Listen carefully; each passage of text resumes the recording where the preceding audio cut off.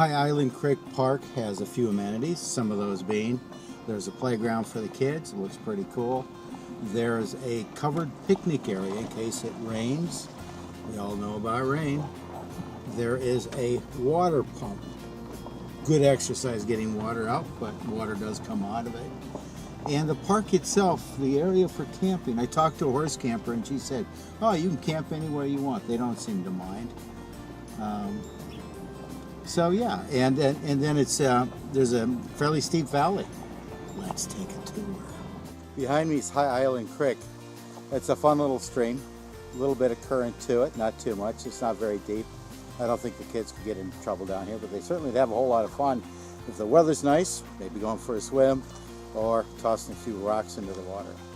I also noticed along the creek there are a number of very colorful rocks. So for the kids or for the adults that are rock hounds, it might be kind of fun.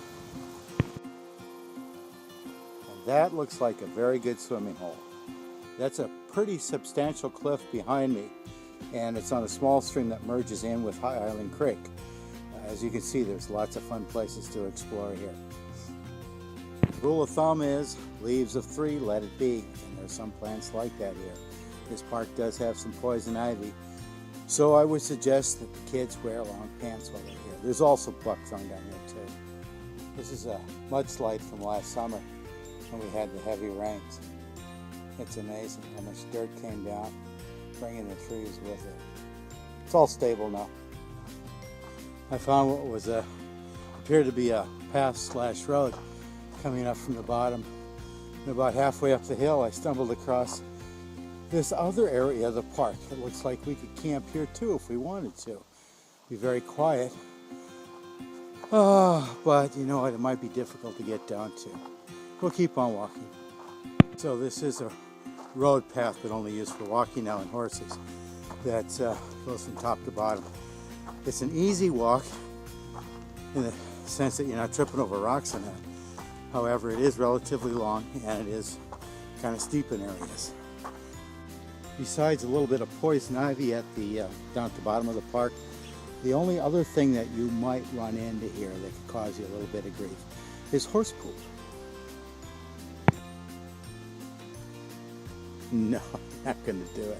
That's gross, sorry. So I'm thinking this spot would be a good place for us to set up.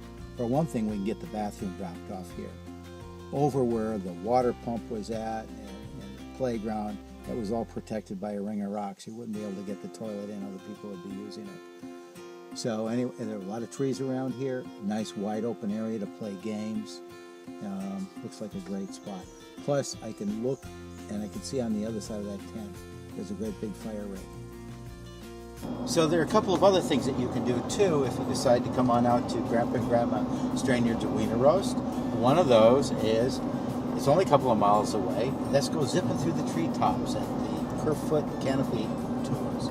Or if you'd like something a little more down to earth, you can take a right, go down to Henderson, and sit on a nice firm stool and get an ice cream cone at Tootie's. Do me a favor though. Let me know if you can make it, which nights you might be there. I know it's all weather permitting, and how many of you there might be. The reason being is we gotta buy bacon. So hope to see you all there.